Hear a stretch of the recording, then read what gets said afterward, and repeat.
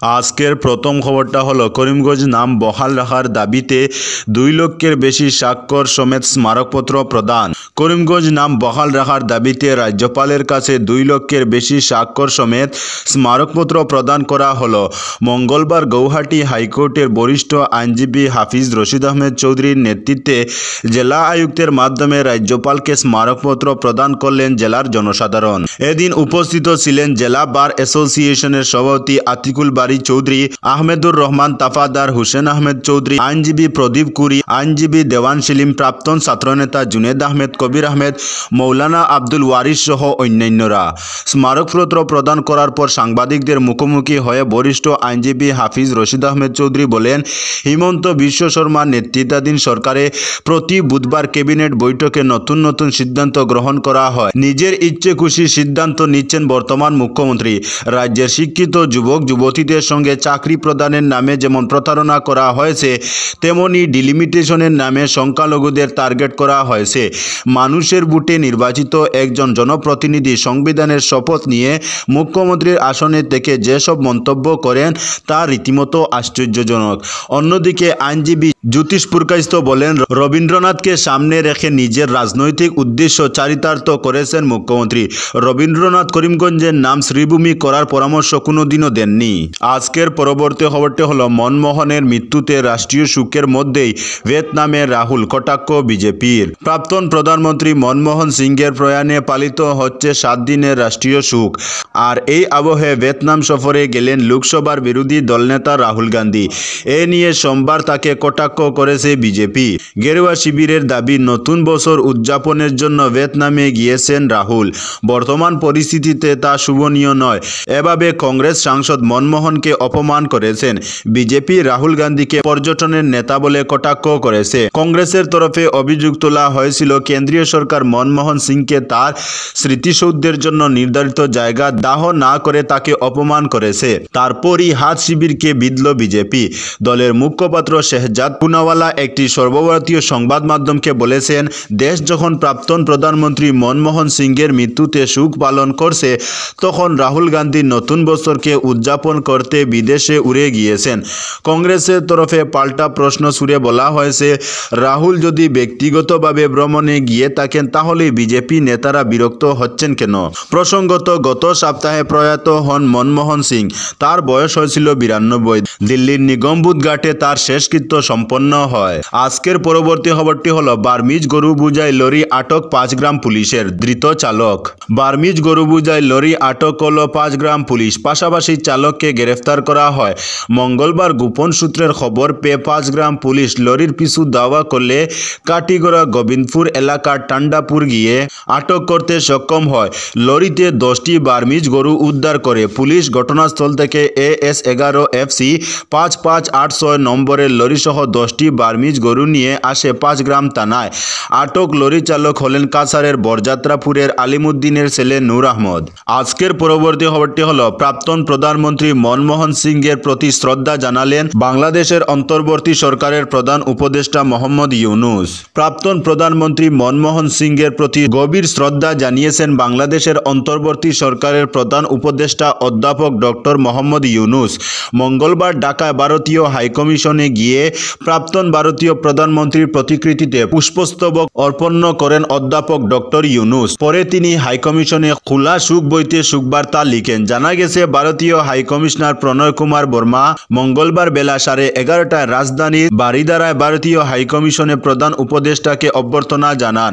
পরে অধ্যাপক ইউনূস হাইকমিশনের সঙ্গে সংক্ষিপ্ত আলোচনায় প্রয়াত মনমোহন সিংয়ের সঙ্গে তার দীর্ঘদিনের স্মৃতিচারণ করে। এ সময় ডক্টর ইউনূস মনমোহন সিংয়ের কথা স্মরণ করে বলেন, তিনি কত সহজ সরল মানুষ ছিলেন, কতটা জ্ঞানী ছিলেন। ভারতকে একটি বিশ্ব অর্থনৈতিক শক্তিতে রূপান্তরিত করতে মনমোহন সিংয়ের গুরুত্বপূর্ণ ভূমিকা ছিল বলে উল্লেখ করেন প্রধান উপদেষ্টা। আজকের পরবর্তী খবরটি হলো, সুনাই কাঞ্চনপুরে অরুণোদয় বাছাইয়ে স্বজন পোষণ প্রতিবাদী সভা। অরুণোদয় প্রকল্পের সুবিধা প্রাপক বাছাইয়ে স্বজন পোষণ অপকৃতদের বঞ্চিত করার অভিযোগ উঠল সুনাইয়ে। বুথ সেন্টারের দায়িত্বে থাকায় বিজেপির কর্মকর্তা অরুণোদয় প্রকল্পের সদস্যের ফায়দা নিয়ে এই অনিয়ম করেছেন বলে গুরুতর অভিযোগ উঠে। মঙ্গলবার সুনাইর ডাউরিখান্দি জিপির অন্তর্গত কাঞ্চনপুর গ্রামের 155 ও 156 নম্বর বুথ সেন্টারের পুরুষ মহিলারা মিলে এ নিয়ে এক প্রতিবাদী সভা করেন। এতে মহিলারা জানান, অরুণোদয়ের নাম অন্তর্ভুক্ত করতে বুথ সেন্টারের দায়িত্বে থাকা বিজেপির কর্মকর্তারা তাদের কাছে অর্থ দাবি করেছেন। টাকা দিলে নাম অন্তর্ভুক্ত করা হবে, এতে প্রকৃত বহু মানুষ বাদ পড়েছেন বলে জানান তারা। এদিন স্থানীয় নাগরিক মঈনুদ্দিন আহমেদের পৌরোহিত্যে সভায় জাহানুর মজুমদার বলেন, গরিব পরিবারের জন্য দেওয়া সরকারের এই প্রকল্প নিয়ে অনিয়ম করা হচ্ছে। অর্থ আদায়ের স্বার্থে প্রকৃত লোকদের বঞ্চিত করা হচ্ছে। তাই নতুনভাবে ফের তালিকা প্রস্তুত করতে তিনি দাবি জানান। এদিনের প্রতিবাদী সভায় এছাড়া বক্তব্য রাখেন সৈফুদ্দিন আহমেদ, আলী হোসেন, জিয়াবুর রহমান, মুজিবুর রহমান, আব্দুল মনাফ প্রমুখরা। আজকের পরবর্তী খবরটি হলো সুনাই কাবুগঞ্জ পূর্ত সড়কে ভয়ঙ্কর দুর্ঘটনা, আহত 3 জন। সুনাই কাবুগঞ্জ পূর্ত সড়কে ভয়ঙ্কর দুর্ঘটনা সংঘটিত হলো সোমবার রাতে। এল্টো ও বাইকের মুখোমুখি সংঘর্ষে গুরুতর আহত হলেন 3 জন। সংকটজনক অবস্থায় 3 জনকেই শিলচর মেডিকেল কলেজ ও হাসপাতালে পাঠানো হয়। দুর্ঘটনাটি ঘটেছে নগদীর গ্রাম 3য় খণ্ডের এলপি স্কুলের সামনে। জানা যায়, কাবুগঞ্জের দিক থেকে আসা MZ01J 7929 নম্বরের এল্টো গাড়ি উল্টো দিক থেকে আসা দ্রুত গতির বাইকের সঙ্গে মুখোমুখি সংঘর্ষ হয়। ঘটনা সংঘটিত করে এল্টো গাড়িটি দ্রুত পালিয়ে যায়।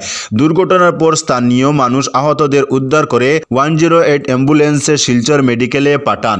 আহতরা হলেন সুন্দরী প্রথম খণ্ডের ইনজামামুল হক লস্কর, রুকসার তাহের লস্কর ও শাহানুর আলম লস্কর। দুর্ঘটনার খবরে ছুটে আসেন সুনাই থানা রবিন টিমুং।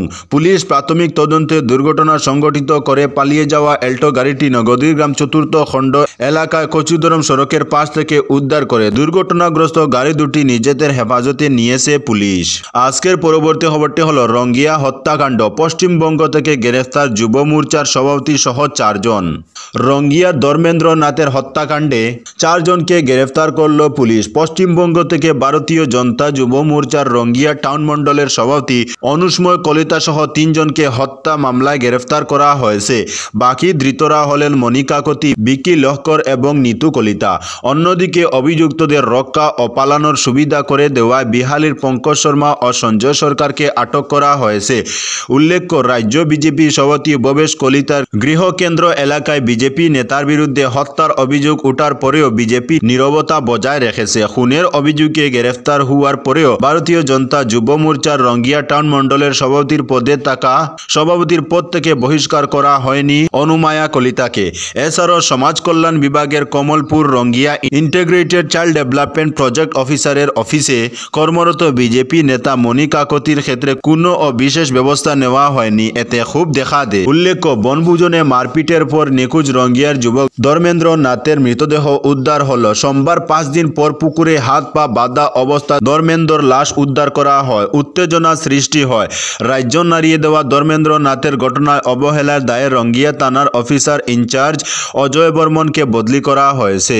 আজকের পরবর্তী খবরটি হলো IRCTC এর সার্ভার ডাউন, হুলস্থুল। ট্রেনের টিকিট কাটতে পারছেন না কেউ, বসে গেল সার্ভার। বছরের শেষ দিনে IRCTC এর সার্ভার বসে গেল, ফলে কোনো যাত্রী ট্রেনের টিকিট বুক করতে পারছেন না, টিকিট কাটতেও পারছেন না। মঙ্গলবার সকাল থেকেই ধীর গতিতে চলতে শুরু করে IRCTC।